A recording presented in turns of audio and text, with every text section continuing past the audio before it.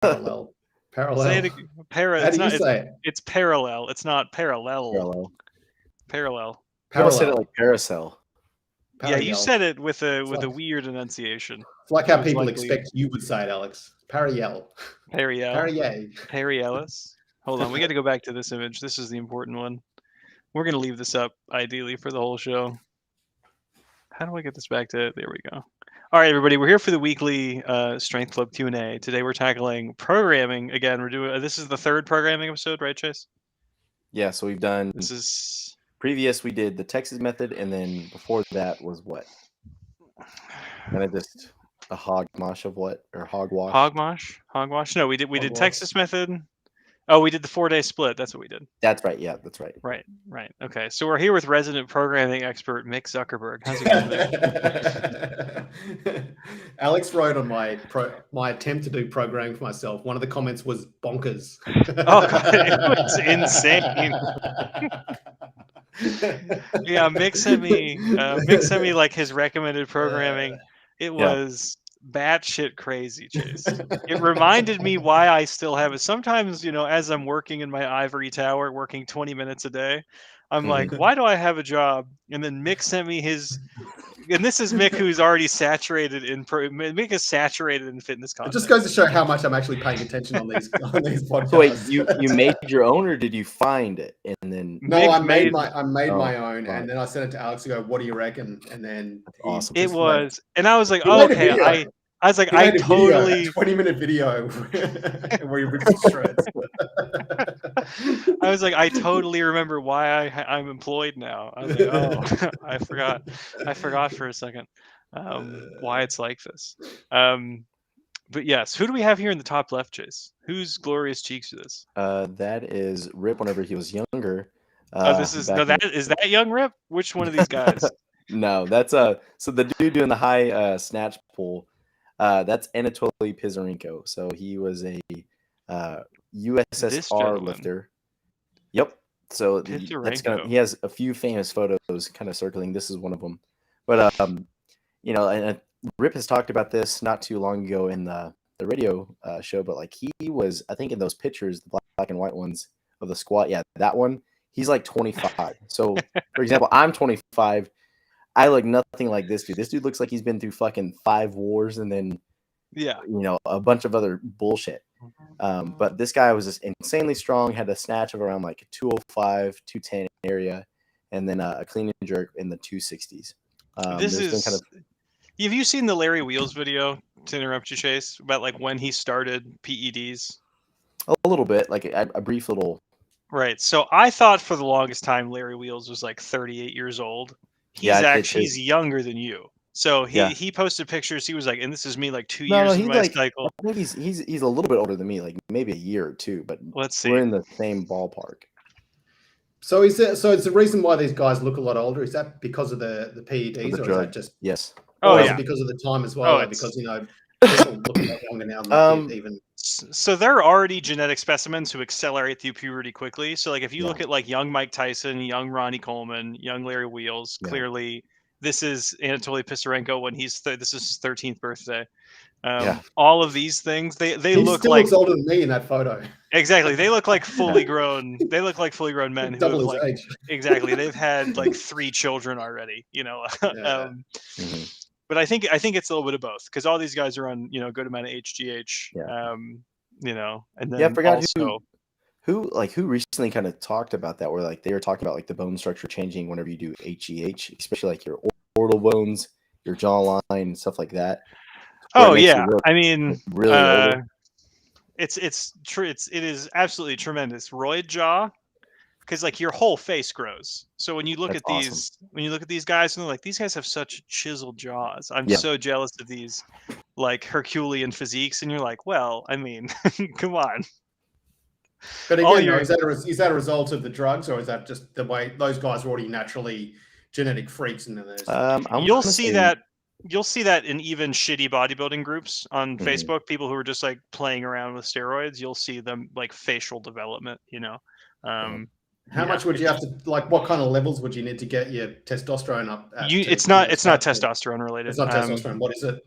It's It's the rest of the drugs. A lot of them, particularly around HGH. So like, even if you were just to, this is like a Mick advice show. It's like Mick's like, how would you do that? Yeah, I'm So not you real know he's happy gonna with come my back like the jaw. Giga Chad shit. Well, yeah, you'll have the Giga Chad job, man. Is there anything that'll fix up this nose as well? Like any drugs I can take for that? Sadly, no. Sadly, no. Yeah, but these guys are already. They already look like 30-year-olds whenever they're 15, and then Yeah. you know, by the time you get them on a ton of designer gear, they look great. I had the complete opposite problem. I mean, I think I got asked for ID at a casino, I reckon 5 years ago when I was 41. Man, have I been? I don't even go anywhere where they would ask for my ID, so I don't know if that's a problem for me.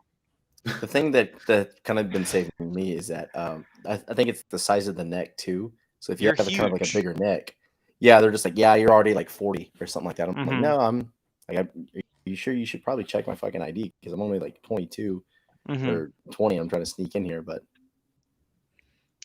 man, whatever. I'm trying to think when the last time my ID was even checked for anything. I think it's When been was the last time you purchasing. left your apartment? I leave my apartment every day to go to the gym and to walk my dog. Yeah, if I had to, frankly, like literally the only places I go are gym, grocery store, gym for practice. If we're counting martial arts gyms as separate gyms, it's really 2 places, and I go to the same grocery store every time. It's a really small list. I think yeah, sorry, go on. Chase may get out more than me. I think No, Chase dude. has to. Well, Chase's work and his gym at the same place though, so yeah. So I'm doing like shit that's coordinated with the gym. So like I'm doing like lunch and learns at various locations, kind of just getting our name out there. Joined a BNI group, which is like a business network, kind of gathering there. What else? Taking Phoebe out. Yeah, I have. Already bug me around everywhere, so yeah, I'll probably get out of the house a little bit more. See? I'm definitely the least active out of all 3 of us after giving. Oh, certainly. You don't even go to the gym. Well, I do now, and I started walking, so you know that's something. That's true, man. Yeah, that's the major benefit of taking test TRT for Vic. Yeah, I'm making the most of it. He walked. He's like, I get outside and see the sun now. Go for a 30-minute walk in the park. Exactly. You know, get some sun. That's really good. Okay, so we're continuing the programming series here. We're talking about HLM, one of the 3-letter organizations of programming. It is very ubiquitous, and I think, let's see if Chase agrees, but it ends up being what everyone does all the time. It's been popularized by a lot of people, and this goes back to like, man, people in the 50s and 60s kind of first thought about this, and it just kind of makes sense. It's like, oh, I should have a lighter day, I should have a really heavy day, and then now I got to make up for something in between. And then, like what you were saying, people just kind of fall into this category. And even something like daily undulating periodization, so like the fanciest name you can come up with for waving stress up and down, it tends to fall into something being like HLM. There are a few ways to think about it, and then we'll get into this. Let's see. Chase's socials, my social. If you want to get videos on the show, we do have some videos to go over today from people who sent them in. If you want to get those videos in, send them into support@strength.club. That's me. That's Chase. Nobody email Mick, but if you do email him, make sure to email him just videos of yourself lifting. Mick, you're muted, dude. You muted yourself. I'm a pro. No, I know. I was about to just jump in and say I'm a programming genius. So if anyone's got any, we should frankly go through that. Please don't. Please don't. It was bonkers. That's all I can say. Yeah, Chase. It was like he was like, I'm gonna bench 1 time a week. I'm gonna do curl.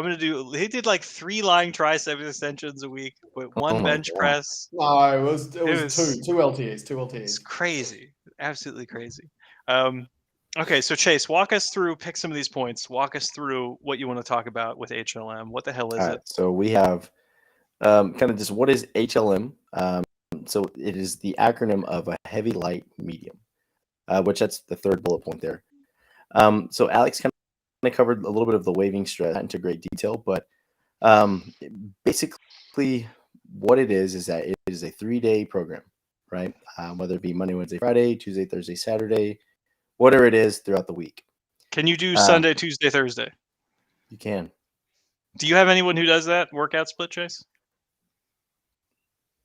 Trying to think. I think I did a long time ago. Like I have a surprising amount of Sunday, Tuesday, Thursday people. Yeah, I think I had an online client that did that. I've even told a kid who was with us for a little bit, who went into football, to do like a Wednesday, Friday, Sunday.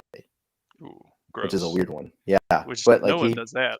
I know, but he has dumbass coaches that he has fucking around with his. What about church though? He doesn't. I mean, he may go to church. I don't know. Yeah, can you lift on the Sabbath, Mick? I mean, if there's no electricity involved, I think I can. But is it doing work? Mm-hmm. Can you exercise on the Sabbath? In the physical sense, you are, but like, are you doing? Can you research that and get back to us if exercise is Yeah, allowed? sure. Yeah, important questions. Yeah. Thank you. As long as it takes the attention away from my program. Yeah, the next week can be programming for our the Friends of Israel. Retards. Exactly. Yes. How do you and people of Israel programming around the Sabbath? But yeah, so HLM, it's a 3-day split. It is implied on HLM that you'll be hitting everything every time. So it is implied that it is full body. On the 4-day split that we talked about last week, you have a ton of liberty about whether or not you're actually hitting certain lifts on which days, because you have 4 days to play around with. On a 5-day or a 6-day, even 7, you have even more liberty. But if 3 days a week, you're getting to the lowest amount of frequency that you can reasonably pull off. I don't think not many people can progress on 2 times a week very reasonably at all, unless they're very undertrained. So 3 times you're at the floor for frequency. So with that, you have to hit all of the things that you want to hit basically every single time. And then we can think heavy, light, medium is like the hardest workout. The light one is the easiest workout. The moderate workout is somewhere in the middle. So this kind of can be the Texas method. And we talked this to death in the Texas method episode, right, Chase? But like, would you describe if you had to put Texas method in a category of programs, would you call it an HLM? It is. So like, this is like, if we look at like a family tree or so, like this is starting at like at the root, at the basis of, or the trunk of like, look, we have the setup of everything's going to be heavy one day, we're going to have a lighter day, and then medium. Now you kind of branch it off into like the Texas method. It's the medium day may be the 5x5, or you can even count it as like the hardest day, depending on how your volume, intensity, and all that stuff is on that day. And then going towards like the heavy set of 5 on the Texas method, that could be the moderate. It just depends on how the levels of stress kind of correlate with each other. Yeah, it's how, and frankly, how they impact you. Like, I know for me, for example, like a working set of deadlifts at, like 375 to 415 may be brutal, but my single in the low 500s, right? Yeah. It's like my working sets and my singles are really far apart because I'm good at singles, right? But for other people, their singles maybe, or let's say their intensity day, their triples may be 15, 20 pounds heavier than their working sets of 5, right? Yep. So like the hard day, like if you think like if we have the Texas method, the HLM doesn't exactly correlate to the ABC workouts of Texas method. That's going to be a very individual response. So the family tree, I think that was the phrase I was looking for. So in terms of family tree of programming, Texas method is, like it is within this kind of grouping or genus of HLM. Exactly. So the big thing is kind of it's managing systemic stress. I'm curious about your opinion here, Chase, for this one. Is HLM referring to systemic stress? Is it referring to stress with lift by lift? So is your bench doing HLM? Are you doing them all but at different times and they're synchronized differently? I have some examples of this on the next slide. But in common parlance, are they talking about systemically, do you think?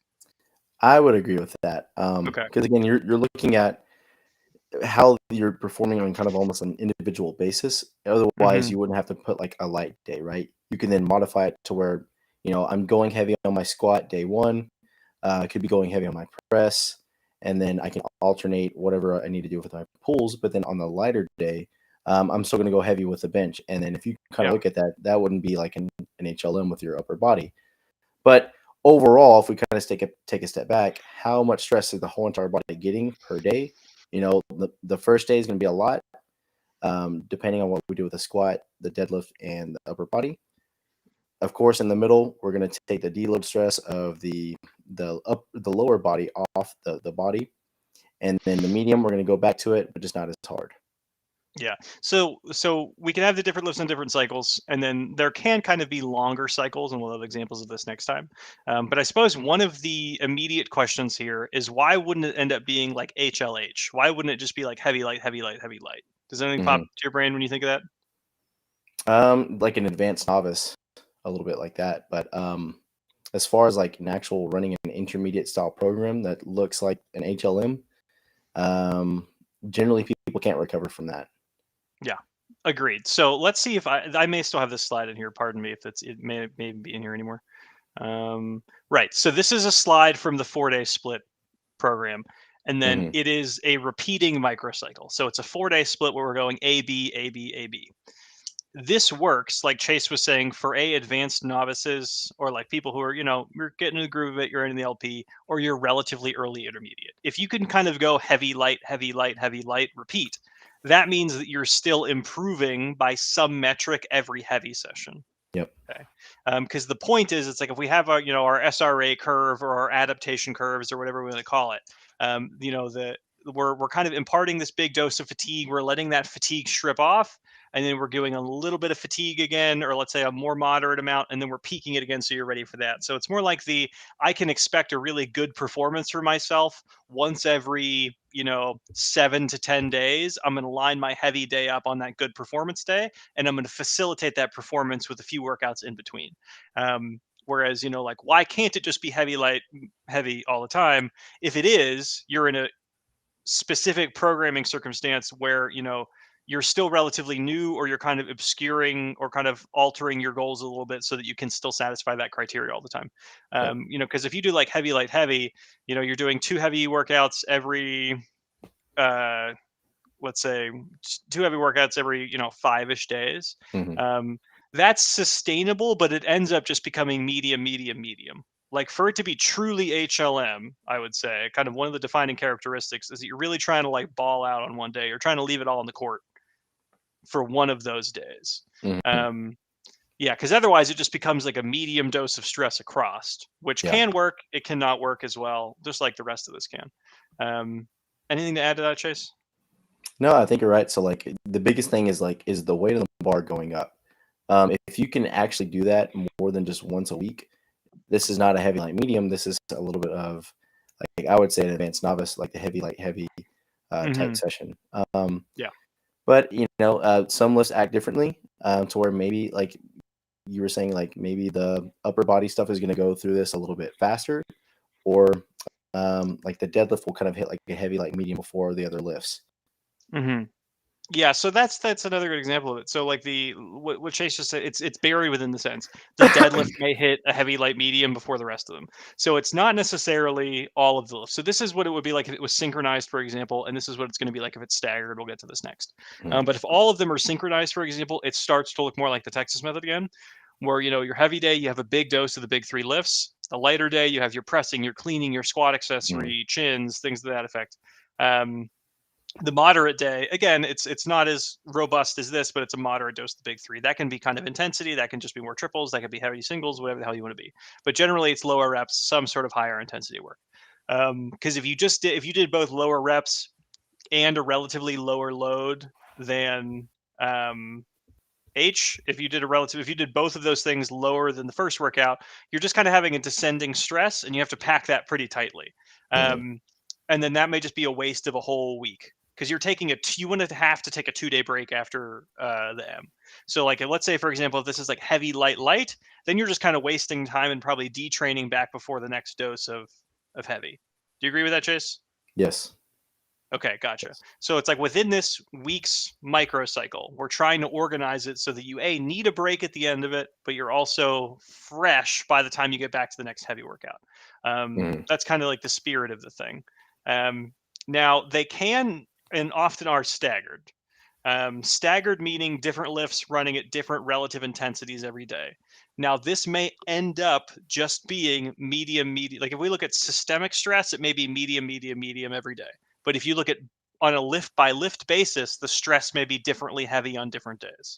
Do you typically do it like this, or do you typically do it where it's more everything's synchronized, Chase? No, I do it like this. So I'm under a little bit of a time constraint, so I can't have people in here for more than 2 hours. So I'm crunched down to 90 minutes. And the way I do it is like, one day, kind of like we just look at like the section down in the vertical column. So we got like a heavy squat of some sort. We got a light deadlift or like a power clean, something in that motion. And then I'm going to pick either the press or the bench that day. And we can just kind of roll with this example of like the heavy bench. And then going forward is that maybe on the light day, we don't even squat, but then we get a little bit more frequency with the press and the bench in the same day. But again, one of those lifts are going to be heavier than the others. So again, the bench could be light. The press can be heavy with doing singles.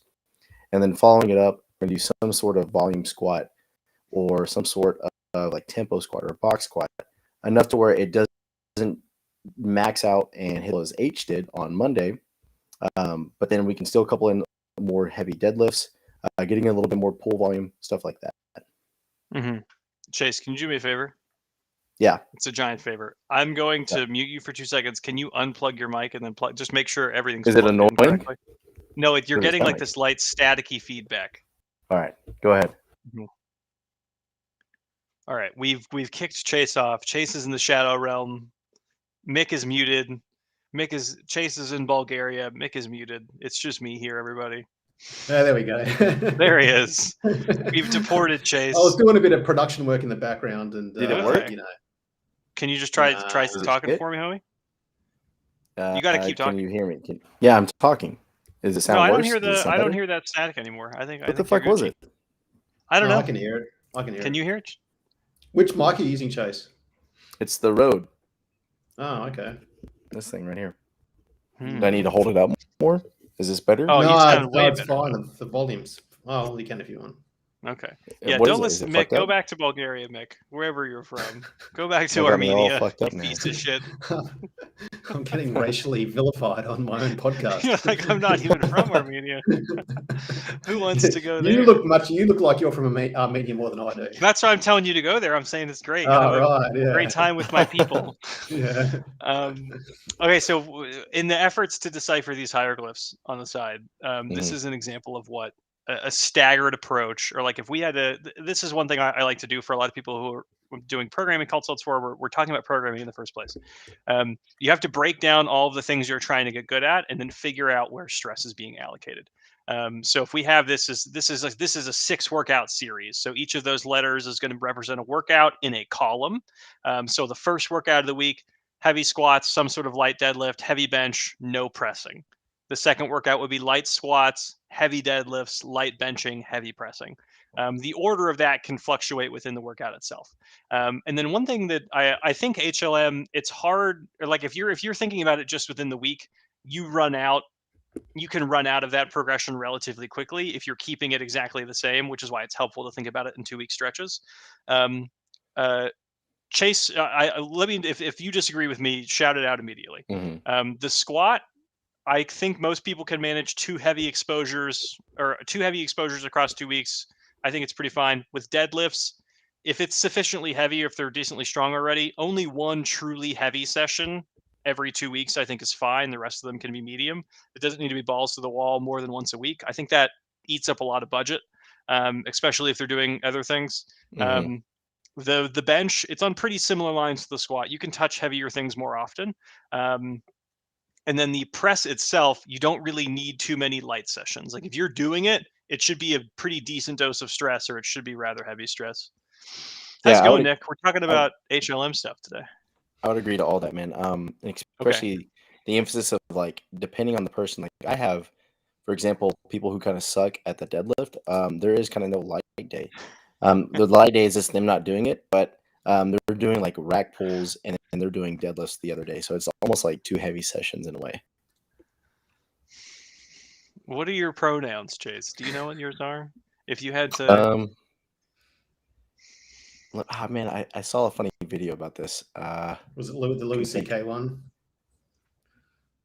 No, this was a little bit more just like on like Instagram. I'm not going to ruin Louis' bit because it's gold, but he says my pronoun is a location, and that location is a place on a woman's body that you are maternally related to. Somewhere on your mother that you probably... Yeah.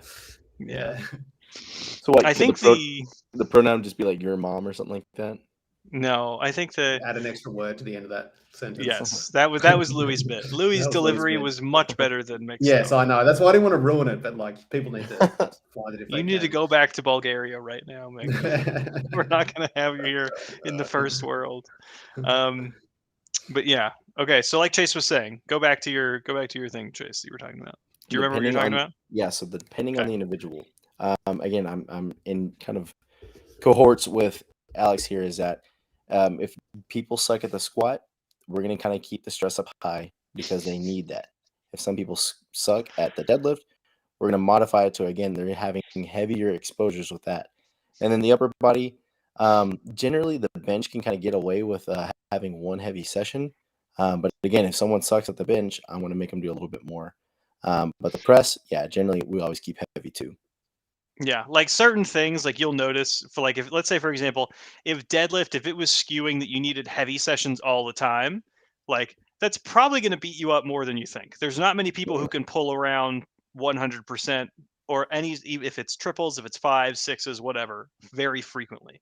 The squat, people can tend to handle heavy lifts more frequently. The overhead press, like, if let's say if you're pressing, 175 for your working sets, if we have you do a bunch of sets at 115, it's not going to be the most helpful thing in the world for you.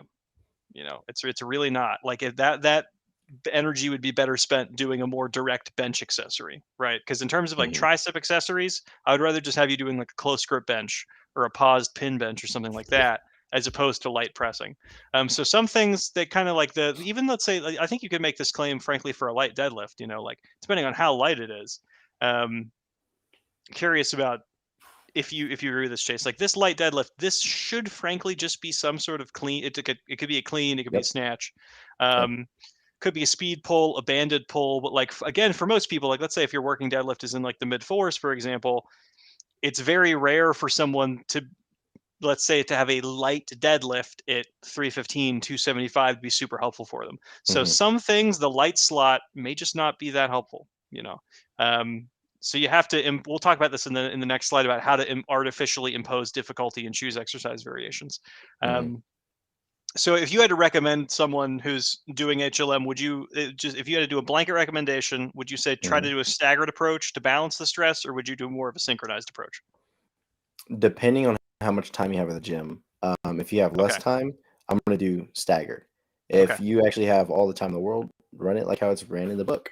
Either way, just make sure that you're hitting successfully on those heavier days. You're going up as high as you can. And what I mean by that is, are you taking a 5-pound jump, 2-pound jump, whatever it is, you're still adding weight to the bar.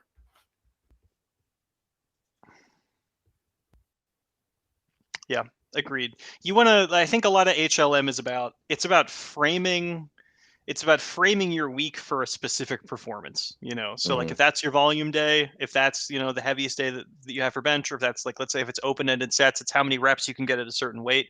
You're trying to frame the week around that event. So you really want to go for it because you have the rest of the structure exists so that you can facilitate that rest, or you can kind of just coax the rest of the gains along for the next heavier exposure. Now you kind of have a decision tree to operate on if you're attempting to balance fatigue. So the balancing fatigue version, I would say it's the more evenly distributed staggered version. It's weird because we're saying staggered, but it's balanced. It's staggered in terms of when you're hitting heavier work, but it's balanced in terms of systemic stress application. So you want to think about how much effort in a day that you can exert. So like Chase was saying, depending on how much it's close to how much time you have in the gym, for example. But like if you have to do heavy squats, heavy bench, and heavy deadlift on the day, that may be a lot for you. I know like my lower back, it's frankly fried after I do a lot of heavy squatting. So will the big lifts interfere with each other? Will the squat and the deadlift interfere? You probably need to separate those. I think this is again, cause squat and deadlift. It's much more about, Nick's going to jujitsu practice, everybody. He's going to his cuddle session. Thanks, Nick. See ya. But yeah, so for most people, the squat and the deadlift interfere. This tends to start happening at the end of the LP. Do you think that's most people, squat and deadlift, start interfering with each other within one session? Do you try to separate those? Yes. Yeah. Because generally, like what we're seeing is like what kind of fails first. It's usually it's the press, but then I've had a lot of cases too where it's like people will hit a wall almost with their deadlift pretty fast. So now we got to change that up. And then at some point, the squat kind of carries along too. And if both of those lifts are really heavy and drawing a bunch of resources away from the person, we got to split it and modify it to where they can accurately get stronger without beating the shit out of them.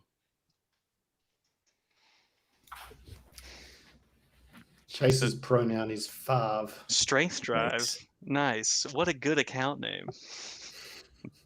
5 and 5s. I got all excited. I got excited because I saw I just logged into Twitter to promote this podcast, and I saw a tweet from Starting Strength with Nick D saying, "What gear should you have?" And I was like, "Oh, sweet!" And there's a guy with a backpack. I thought, "Oh, they're going to be like pulling out all their peds and syringes and shit." It's just in case you get shot or something on the road. Mm-hmm. Hey, I mean, I have a trauma bag in my car at all times with me. Really? It's just full of tissues? Yes, yeah. It's just tissues and DNA kits. No, so it was actually. Oh, here we go, Andres. How's it going, Andres? How's it going, dude? Never actually been to one of these. Andreas? Hopefully, one day I will deadlift as much as Chase presses overhead. That's a good hope. You'll get there, man. Oh, that's funny. Yeah, so I think the few moments, Chase probably, Chase, he grew up, he was saturated in the environment, so he may not have had these moments. But there have been many moments where I'm like, I'm so glad that I, not say work for, but I'm related to Starting Strength. It was when they were like the trauma kits, and I was like, oh, I already have one of those. Perfect. I can look through mine now and synchronize it with theirs. And then the whole COVID response thing, there's all of these nice gushy moments where I'm like, what a good company. Such a fangirl. But yeah, so back to the programming talk. We need to talk about distributing weekly volume. How many good days a week that you have? I think this is mostly related to your life schedule. So like if you're Andres, he's in college. If you're him, most of your days of your week are not going to be super stressful, or like relatively speaking. You can plan on really showing up mentally to the gym more days a week. Some people, they want to have one really hard day a week, and the rest of it, they're like, I can't do 3 hard sessions in a row. They may not want to do any hard sessions. They want a bunch of medium sessions. Distributing weekly volume and intensity, you have to reconcile it with the personality first and kind of what's tolerable within life. Any shots for this one, Chase, about like how to distribute volume according to your life stress? No, I think that you kind of piggybacking off of what you said earlier, like we're essentially having one heavy day. So I'm going to use the rest of the days to help bring up and rear up the person in order to hit that first day. So I'm not going to bombard them with a bunch of volume. I'm not going to do anything to where like we're getting sufficiently too sore or too beat up. I want them to have at least one good focus day on the gym, and then whether it be we're focusing on other stuff, like, hey, you want to do a little bit of like some Olympic lifts, a little bit of some cardio work. All right, fine. We can slowly tweak and modify and put that into the program. But like what you're saying, we're trying to gear them up for that one exposure of stress on that heavy day, and let's not fuck it up. Yeah, it's an interesting thing to kind of, because like some people, and you hear it towards the end of the LP, or even people who are just kind of like, you're into lifting, you're into programming, you're watching something like this. Everyone has kind of had pre-lift anxiety before. Like if you're snorting pre-workout and then putting on Sabaton and getting super fucking hyped up for a lift, and then you're like, there's no way I can do this 3 times a week. That may be a big deal for you. Yes. It may even be like I'm going to go through squats and my hands are going to be shaky. I'm going to be so amped up after squats, I'm not going to be able to muster it for bench. So you want to think about, when we go back to this, how you're distributing volume. It has to be based off of you and your response as an individual. So it's very helpful to pay attention to these things. Weekly volume, I think it really is never flat. I've never programmed for anybody who has a flat volume distribution across the week. Flat volume is for very new beginners, and then that's it. That's the LP, is flat volume distribution. Determining your session volume. Your session volume is a function. Being a Sabaton nerd, that's Chase. Do you listen to Sabaton, Chase? No, I've never even heard of them. Ooh, they really helped me get through my early LP. I'll tell you what. What is it? I thought it was a sex toy. Sabaton? Sabaton. I'll send you some good Sabaton songs after this. They're a Swedish heavy metal band. They're a Swedish heavy metal band. Yes, confirmed. There you go, buddy. See, yeah. But yeah, they did like a lot of this is gonna sound very nerdy, kind of like World War II history kind of concept-y albums. It's like World War Like where II they're singing about it. Historical, yes, singing like historical ballads. It'll get you going. Okay, I have a witness here to tell me as well. It's not just me. Okay. How many times do they mention the word Jew in their songs? I don't think they're just dropping J's, man. Oh, they're really dropping everything, are they? They're throwing everything, man. We probably just a black band now using the J word. No, I think the early picture of Anatoly Pisarenko's hairy cheeks is what got us flagged. I think that one's fine. That's probably fine on YouTube. Yeah, it's probably. You think that's fine? Black and white, muscular glutes from the 70s or 80s. Yep.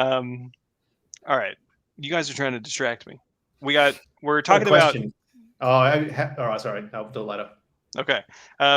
So your volume within a session is a function of your weekly needs. Your weekly needs for volume is a function of your relative advancement level as a lifter, right? Your squat's going to need different volume. Your bench is going to need different volume. All these things are going to need different volumes. Like I said, no one is going to have perfectly flat volume distribution. If you do, you're a beginner, okay? So we want to make sure you're progressing in the metrics somehow, in weight, in reps, something to that effect. The volume should slowly be titrating up over the course of your training career. Chase has to do more training volume than a brand new lifter. And then how you calculate your session volume or how you land on that is what's tolerable, right? So if you have to get, let's just say 15 sets of squatting, it's a large amount, 15 sets of squatting done a week to progress your squat. You're a very advanced squatter. You cannot do that in 2 squat sessions. There's no way you can get that done in 2 sessions, right? 3 sessions, you're doing 5 sets of squats each. That's pretty rough. You'll have to sandbag it a good bit. 4, that's probably reasonable. You can probably take out something, like a 4 or 5 by 5. You can get some front squats one day, high bar squats the next day. Then you can get overhead squats or even more heavy low bar work in the 4th day.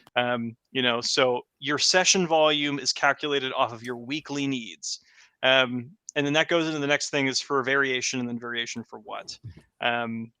This is exercise. Right now, we're talking about exercise variation within the HLM. Because if you just try to do normally people call them the comp lifts, but if it's just low bar, if it's just conventional deadlift, if it's just comp bench press, you can run into some issues, especially as you get more advanced. Is there anywhere you want to start here, Chase? So determining the variation here, what is needed. So I would say, like, what is your goals here? So if it's still strength based and I just want to get as strong as possible, well, we need exercises that help us get as strong as possible. So exactly what Alex was saying. So we're still going to need the low bar squat. We're still going to need the deadlift, the press, and the bench of some sort. Now, there will be some moderations in the sense that we may alternate like the range of motion of the deadlift. We may alter the range of motion for the press.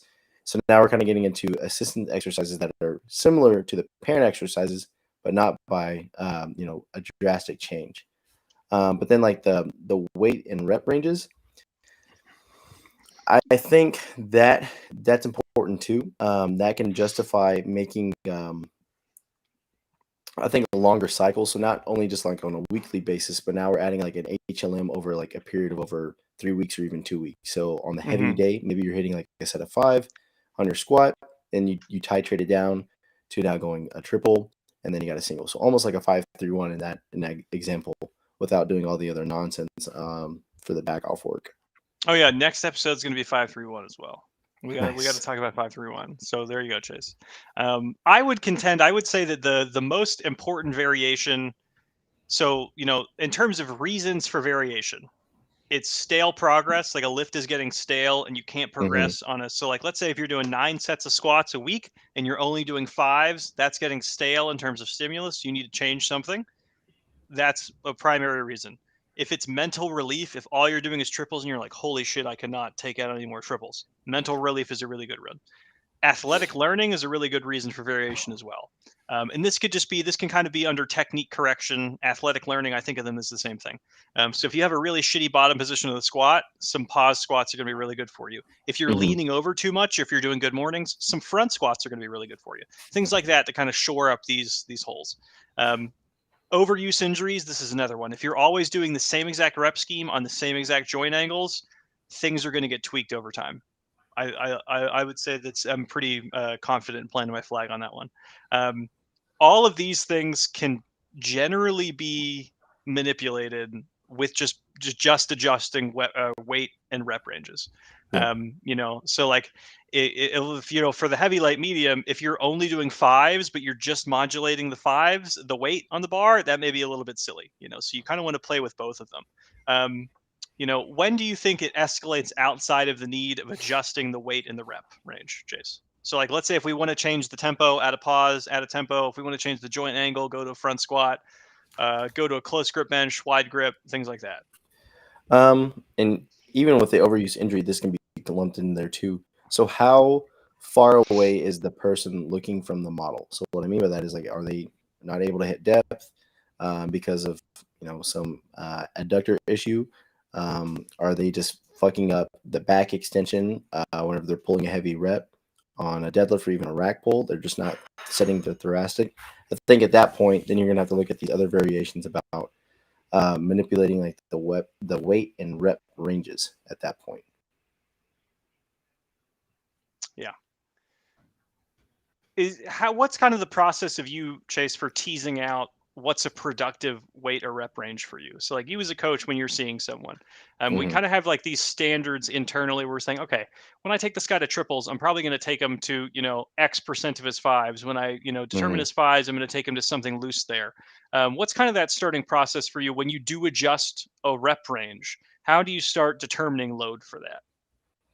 The big thing would be bar speed, but I kind of go off of general, like, let's go up a 10% jump or maybe like a 15% jump relative to their set of 5. So for example, like if someone's deadlifting 405 and I need them now to pull a triple or even a single, we're going to be jumping up for that triple about 445 or so, maybe 450, and then the single we're going to try to get it close to like 485, 495 at that point. Okay, gotcha. So it's a percentage based function, but I think what Chase said there it's about bar speed. That's incredibly important, because like let's say if you're calling the shots for triples instead of fives, and then the bar speed dramatically plummets, that you're now in an unproductive area, because sometimes way too slow is going to be either more injurious for someone, or it's just not going to be worth the fatigue, right? Because if someone's doing like really slow triples, they may only get through 3 triples, and now they're at 9 reps, whereas previously you may have had him at 15 reps, at 20 reps, 25 reps, even from a 5x5, right?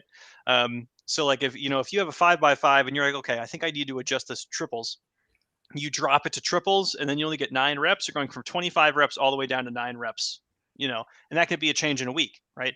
That can be some problems, or that can cause some problems. So in terms of variation within the HLM, I think Texas method is a really, really good jumping off point. And then what you want to do, like we talked about in the Texas method episode, is just really try to dial in on how to personalize all of those choices. So like what we've been talking about, of like looking at bar speed, looking at movement quality, looking at how the lifter is reacting to these things, and then kind of adjusting everything from there. Let's see. Oh, we're back to some of the 4-day split stuff. Anything else you want to talk about here, Chase, before we get into some videos and then some Reddit stuff? The best way I can kind of put it for like the HLM is like you're making the non-complicated changes to now fit a more intermediate style programming. That's basically kind of true for any program, is that you're trying to make the least complicated change or modification to the program in order to get you successfully to whatever goal that you're training for. So like if you again are just going from like a late novice and now you're going to totally transfer over into the Texas method, well, you got to account for all that stress that you're just now going to accumulate from you doing like a 3x5 to now a 5x5, or now you're used to squatting 3x5s that are heavy to just doing a one set of 5 that's heavy. There's going to be some changes in the stress that you're going to accumulate. This is interesting. Okay, so we got a question from Andres. It's a good question, by the way. And then we got Johnny Bravo 92 here, benching in a garden. This is a tight workout setup here. There seems to be some sort of tarp here. I can't tell what this big tarp action. I can't tell what this big rectangle is. I can't tell if this is just like part of his garden, right? Or if this is the whole thing. That's a tarp. Yeah, this right here, it's a tarp. All right, but he's doing a heavy ass double. Is that what this is? On the bench in the garden. Form wise, what notes do we have for Johnny Bravo? Man, I don't really like the elbow positioning. Too tucked or too open? I'd say too flared out, so too open a little bit. I want to see a little bit more present arch. So like right here, like we see a little bit of like some air or some light underneath his arch, and then afterwards it kind of just diminishes. Yep. Okay. So now he's kind of flattening out. Yeah, he's trying to. Okay. He's got it. Like it may just be like the shitty bench that he has too. He's kind of sliding and stuff like that. Like he can get himself in the proper position. Now it's maintaining that arch as he goes down. So he may have to reset himself after this first rep. So there, re-squeeze, pinch in the shoulder blades, and then go from there. Yeah. I think a lot of people they'll kind of do like this, like it's like this ceremonial arch before they grab the bar. And then when they grab the bar, they will unarch. They'll basically just kind of loosen the whole thing. So we'll see it here. So like he's pinching his shoulder blades back together. He kind of perks his stomach up. And then as he grabs the bar, it just deflates again. He tries it again. Let's see during the actual unrack.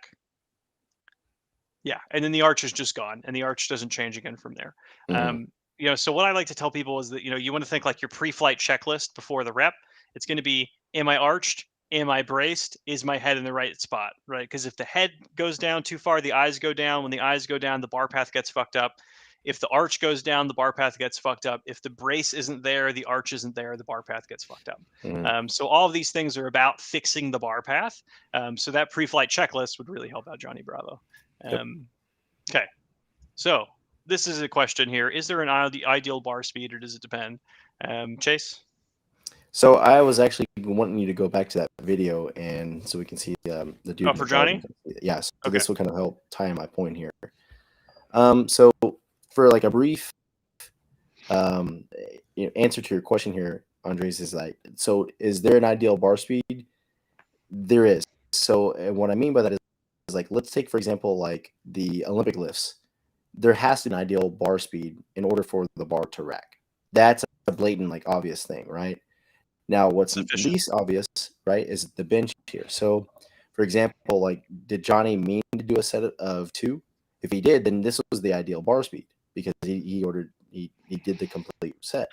Now, if he was supposed to do a set of 5 or 3, this is not the ideal bar speed. And that's due to like the form error and stuff like that. So you have to kind of take that into account. And this is where it kind of gets murky. My answer is that as you are doing this and you've had more experience underneath your belt, you can kind of gauge this bar speed a little bit better about, okay, yeah, I can go for a set of 3 based on my last warm up. I can now modify what I need to do based off of that. But that takes years and years of practice and you being underneath the bar before you even kind of can relate and make that change on the fly. Yeah, very athletic people can pick it up kind of quickly. Most people, if you're a wombat, it takes you a damn long time. Yes. So bar speed, it is an individual curve, right? So like, let's say if we have peak bar speed, slow, really slow bar speed, really slow bar speed. There's like a certain relative weight where the bar speed can actually get really fast. You need to think about it within the context of like the rep range.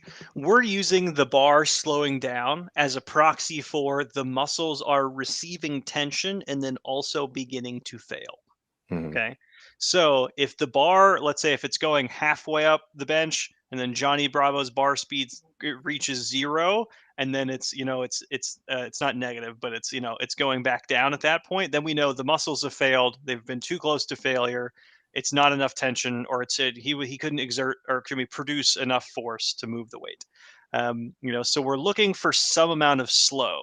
It's not the same amount of slow. So like a slow single where you're like, oh, he may have been able to do one more rep. He may not have been able to. He may have been able to do 10 more pounds.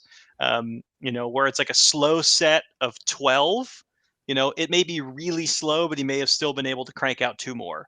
It's really about the delta. It's the differential between the first rep and the last rep.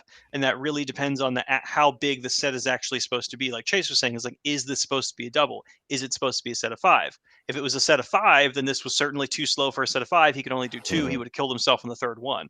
Was this supposed to be a double? Then this was a really hard double.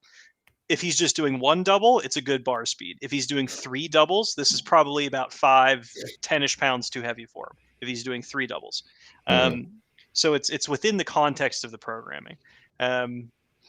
So speed gives you a relative gauge of how hard the reps are, more like an accurate version of RPE. Oh, dude, we got Lord Sidious in here? Man, what's up, man? How's it going? Are these all your internet friends, Alex? Some of them are. Some of them are. I knew it. No, I think we do need to have a name Hall of Fame though. We got Thought Slayer 69. We got Lord Sidious in here. We got NoFap Gamer G. Anybody else you think Hall of Fame names? Oh yeah, Tricky Trick 69. Yep. Chase, anything coming in your brain? Crown of Roses. What was his name? Crown of Iron. What was that dude's name? Oh yeah, it was Crown of Iron, right? Crown of Iron. No, I like Tricky Trick and all that shit. That's pretty good. Tricky Trick. R.I.P. Tricky Trick. He was killed in the Great Australian Civil War. Oh yeah, he got married. That's what it was. I didn't know exactly what it was. Yeah, this is another kind of war. What do you reckon about this guy? There's no safeties. There's a tarp there in case he dies, so whoever's living next door doesn't have to see it. Doing a set of heavy doubles. I mean, you need safeties on the bench. Listen, you need it or you don't need it. Who the fuck needs it? You know, I can deadlift in the mid 500s. My bench is maybe 175 pounds. I'll just roll it down. Who gives a shit? It's totally fine. He can always bail. It's fine. I mean, he can crash it into his pots. Yeah, exactly. He can ruin his patio here. The safeties are for like all the other external shit that's around him. Yeah. So he doesn't fucking break like his head and stuff like that. I legitimately think in the past 3 years I have taken a bench rack to the safeties once, and that's when I can't remember if I really had to pee or if I really had to fart, but it was one of those two things, and I stopped the set because I was a coward. That's the other one. Chase, a shot. When's the last time that you failed a bench rep, Chase? Fuck, I don't know, man. See? Yeah, I don't know. So many people are like, "Oh, you need safeties on the bench." It's like you shouldn't be. No one should be failing reps. Well, I also don't really train the bench, so it's like, I don't know. Yeah. Chase benches more than people deadlift, and he doesn't train the bench. All right, what about the situation where the 1 in a million, where you go to rack it, you don't lock it out, you miss the rack, that bar's coming for your head? Well, I mean, the pin should be below your head too. It should be right above your neck, though. So I don't know. Like, that's kind of a tricky one. Just break your nose. Yeah, I mean, Nick, what are you benching? 55 pounds? It's not gonna. It's gonna bounce right off your skull. You'll be totally. I can't get the safeties below my nose level anyway, so you'll be totally fine. It's gonna hit something. Yeah, I think that I'm generally never worried about failing bench reps. Starting strength is the path. Yes. Yeah, I remember anytime I go to a starting strength conference or the seminars and I see some of the coaches' giant asses, that's what it is. It's just these truly grotesque. It's like it'll look like a normally trim man from all the way down to the waist, and then like an obese librarian from the pants down. That's what it looks like. That's what happens. I remember someone saying about you, Chase, they saying you could sit a can of Coke on your ass, on the top of your ass. Yeah. Oh, for sure. Well, a lot of that's genetic too, a little bit. All right, so really, I wanted to kind of go back to like that. Andre's question. So, I think he said so speed gives you a relative gauge of how hard the reps are, like a more accurate version of RPE.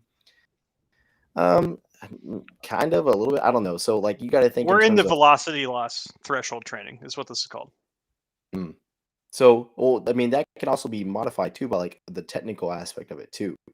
So, so like going back to like that dude's bench, like he lost a little bit of the arch and stuff like that. So his bar speed was now diminished because of how terrible he was about controlling the arch. Terrible. Yeah, Get wrecked, guy. Get wrecked. And again, like the way that we just kind of like we were talking about like the examples of maybe this was too light or too heavy, depending on all this other criteria and shit. This has been years and years of us watching people and stuff like that. So again, like I'm kind of hesitant to call it like RPE at this point. I don't, like if this guy or like who we're watching was to say like, hey man, this fucking squat so it was an RPE of an 8. Well, that's bullshit because we can literally fix his form and make this look way better. All right, do you want me to read his little notes for this? Oh yeah, this is Chase. Do you remember this guy's gym, by the way? Oh yeah. Yeah. So a different guy was lifting here, and then presumably this is his son or someone. Yeah, because this looks like a totally different person. Yes, but it's the same firefighter or miner, whatever the hats are. It's definitely now that we have a. It's definitely a miner. He said, "I'm 17 years old, 150 pounds. I've been doing starting strength for 1 month. I weighed 137 pounds when I started. After my last squat in my workout, my back felt really tight. I adjusted my 4 minutes workout because I was told by a mentor that does starting strength that the bar was too high on my shoulders. I lowered the bar on my shoulders and my workout felt very easy, but since then my lower back has been extremely tight." The lift was from yesterday at the time of this note. I like when people say at the time of this because everything has timestamps on it now because it's the future. I find that very endearing. We're going to wrap up Andre's question and then we'll cover this lift. This guy needs safeties. Yes. I'll say this. If he accidentally goes 2 inches deeper, that whole thing is going to collapse. Yep. He's going to be in for a rough time. Yeah, so what we're doing as coaches, when we look at bar speed loss, we are approximating an external RPE or roughly proximity to failure. Because we know, like let's say if I've watched 10,000 lifts, 10,000 reps from this one lifter, I have a really good idea of what their spectrum of bar speed is. And this includes, functions or coefficients for their technique, for how they're feeling, where they are in fatigue. If we have that as a function, we have all of those coefficients in there just in the brain from seeing 10,000 reps from that guy lifting. So when we know when he's getting this amount of slow within this rep scheme, within this context, how slow is that? How truly hard was that? And like Chase was saying, technique can greatly modify both bar speed and the perceived RPE for the lifter himself, right? So like for him, if we bring his stance in, if we bring the grip in, if we give him a belt and we get him going deeper, this is going to feel way lighter and it's also going to move faster, right? So if you think about this as like a function of like, if we have like difficulty or hard or ideal on one side of the function and the rest of it is it's the reps, it's the amount of reps, it's the weight on the bar, it's the technique, it's the fatigue environment, all of those things. That's kind of what we're playing with when we modify it. So for most people, I like everything to move decently fast, relatively confidently. I don't want to see a tremendous amount of bar speed drop off. Because when you see a tremendous amount of bar speed drop off, then you'll notice that technique starts to suffer, injury risk seems to start to climb up, or let's say the capacity to get tweaked. So kind of the goal is to keep the weight going up while also keeping the speed there, right? Because let's say if you just keep increasing the weight, but the speed goes less and less and less, like with Chase's Olympic lifting, he literally will be unable to do it, right? Because if he just adds more weight to his clean, but he doesn't keep the power there, he doesn't keep the speed there, then he can't rack the clean, right? That same thing kind of applies for deadlift. So like let's say for example, if you do a single rep at 405 and it's the slowest, hardest fucking rep in the world, and then 3 months later you try 405 again and it's you could do it for a set of 5 and it's decently fast, you're much stronger now. The bar speed is more relatively ideal. So hopefully that answers some things for you. What do you want to do with Levi's squat here, Chase? No, I'm just gonna kind of piggyback off of what you were saying. Like, yeah, so the stance needs to be way narrower, right? The grip needs to be a little bit more more secure. So whoever gave you that advice about the bar placement, yeah, he's right. The bar needs to be a little bit lower. But again, like there's bigger issues here instead of the bar position. Stance being one of them, depth being a huge one of them too. So getting familiar with that bottom position, that's going to be huge for you. So getting like your ass below your knees. How far up depth do you think he is? Oh, fuck. I want to say about 3 inches or so. Okay. So he can help that range of motion that he's missing out on by, again, just bringing in the thighs. Because right now he's kind of hitting that extensibility with his adductors, kind of giving him that false balance point, or not balance point, but a death point. And again, just him bringing in the stance is going to help cure a lot of this. I have a question for you, Chase. Yeah. Okay. Good answer. You are either, you are under muscled, you're a twink, you don't have a lot of mass or meat on your upper back or your shoulders. Yep. How do you help these people get tighter grips without it just mashing into their bone? How do you help them hold the squat? Man, so like for this kid, for example, it's basically just the spine and skin on it. You know? The grip is uncomfortable for those people. How do you go about trying to fix that, or just not to fix it, but just to help them have it feel as best we can? We're going to go basically like his hands are going to be, if he can, as close to his shoulders as possible. So now we have to bunch that up as best as we can. Maybe even putting like your thumbs around the bar to help reduce that a little bit. So, or we may just have the high bar, just depending on how well his flexibility is in his shoulder, which I'm going to say like it's pretty good, him being a kid. So he can bring the shit in a lot. And then him bunching in that and then taking a thumbs grip a little bit will help reduce that shoulder extension some to help mitigate how much bone is kind of getting jammed into the bar there. Okay. Do you ever try to communicate for him to try to like hold more of the bar with the hands? Like let's say when you get the thumb around, are you cueing that as him trying to like tuck the elbows down a lot? Are you trying to pull everything back in together? Or are you trying to like push into the bar? In a way, I'm not cueing it, but I am putting his basically his arm underneath the bar a little bit more.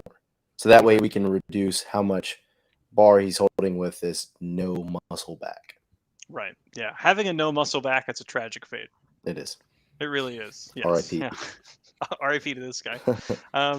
Yeah. So that's do you run into that issue often, Chase? Kind of people who are just like not much to hold the bar onto. I haven't, but I've had some instances with like really petite women, kids. Generally, yeah. It's kind of it's generally women, but like sure. Ed over here who's like 45. Yeah, we're not struggling with that because the dude's kind of a bigger guy, and he has to have this wide. Yeah, he has to have this wide ass grip too. Yeah, it's interesting because Levi here, he has the grip of like a much older, fatter guy. Yep. He has he has like the old guy grip all the way out here, whereas most people are all the way in there. Okay. Hopefully that helps out Levi. Could just be a lot of internet. What do you mean? Like I found that if you're sitting in your computer all day doing this, you tend to have like pretty poor shoulder flexibility. That's why I flex in front of my computer all day. I'm just constantly invisible rows the whole day. Well, no, like with Levi too, it's like if someone's figuring this out for their first time, they're going to do what's most comfortable. So they're going to put it in a position that's like really wide. They're not going to lean over. They're just going to go, basically what is again most comfortable. Same thing with the deadlift. They're going to drop their ass, all that shit too. So that's kind of the beauty of having someone there to fix that shit in real time and be like, look, uncomfortable in this situation is fine. Same thing that could be fucking up his back too, is that he's comfortable with kind of a slight round and not having his back into extension, and we can solve that and fix his back issue. Yeah, so it's one of the cases for in-person coaching. Levi's shit can be fixed realistically in 10 minutes or less, in one session. Whereas if he tries to do this through that slow self-teaching process, it may literally take him a month. I did want to touch on this comment because it's very offensive to me. Lord City said he said upper body work is a little scarce on HLM though. I run everybody, a lot of guys on HLM. They are not sparing for upper body work. That's all they're fucking doing. Yeah, it's like the HLM is more of it is describing the wave of stress rather than like the amplitude of peak, for example. So like if you have a guy who's running 5 or 6 sets, let's say he's doing a few hard triples and a few back off sets on bench, and then he's getting in some upper body accessories and he's getting in some volume pressing. That can all happen on one day. Yeah. Especially if he's conditioned and can move quickly. He doesn't have to take 10-minute rests. And then he But still has the rest of the week to work. But the funny thing, it's not written like that in the book, and everyone fucking turns the HLM in the book, and they go, fuck, I guess we got to write it like this. Exactly. Yeah, because it's like there is such an infinite amount of possibilities that it would be a fool's errand to even like approach it like that in the book, of being like, hey, by every paragraph being, by the way, you need to adjust this to your own circumstances in the future. Maybe if that was, how they have like watermarks in books, like it's just grayed out in the back of the page. Yeah. Maybe that should be in practical programming next time. Yeah. Just, please don't treat this like a template on every single page. Any parting shots for the people, Chase? No. Just I hope everyone's doing good with your training and stuff like that. How's the new gyms going, Chase? Good. So we finally have a date for our second location. So it's going to be hopefully around May 15th. May 15th. We're about to start build out and stuff like that. All right, I'm going to send you some flowers. I got to remember that date. Awesome. Hell yeah. May 15th, new gym. Just to somewhere in Oklahoma, to a random Whataburger. And just start calling for Chase. Yep. Just be like, go in there and then call for Chase, see if he's in there. Are you gonna keep the beard going until May, Chase? This is kind of like a little goatee thing. I don't know what the fuck. I just got tired. Are you planning on continuing this? Yeah, for a little bit, and then if I get tired of it, I may just change it up again. I may go back to a beard, may go back to something else. I don't know. Okay, I've been watching some Civil War documentaries recently, and I'm thinking, oh, dude, if everything connected, I would do some chops? fucking cool. Look, Phoebe hates. Could you get the sides in? Yes, but she hates it. That's what I really want to do. No, what I want to do so bad is like have the mutton chops mustache combo where like I show but nothing this off, here. But then yes, this all connects. Oh fuck! If my redneck nastiness would actually fill in right here. Oh fuck! I would rock that shit. You got to start getting like the hair loss medicine, the balding medicine, yes. and just do it proactively. So a funny story.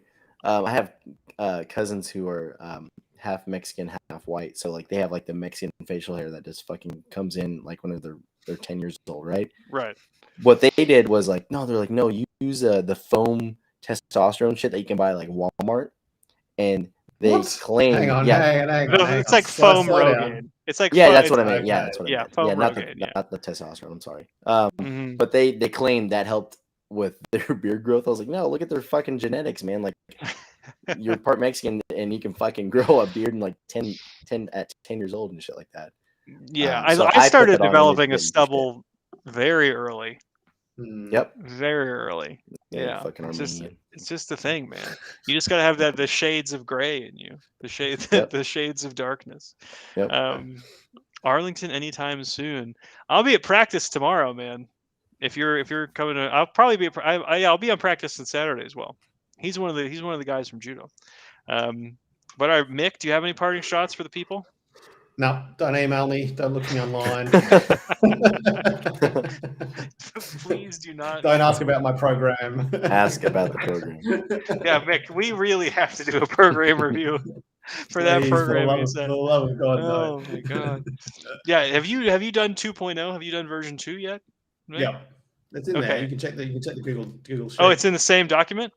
Same document. I deleted all of your stuff and did about 20% of what you suggested. That's generally how these things go. Hey, it's something. I figure you just like load it up with a whole bunch of shit you expect I'm not going to do and just hope that I did that. No, I was hoping for all of those things to be done. Oh, really? Okay. Yes. Well, there's no chance that was going to happen. I never joke about anything. People think I'm joking about shit all the time. It's never. Either way, it's about 20%. Okay. All right, everybody. That's it.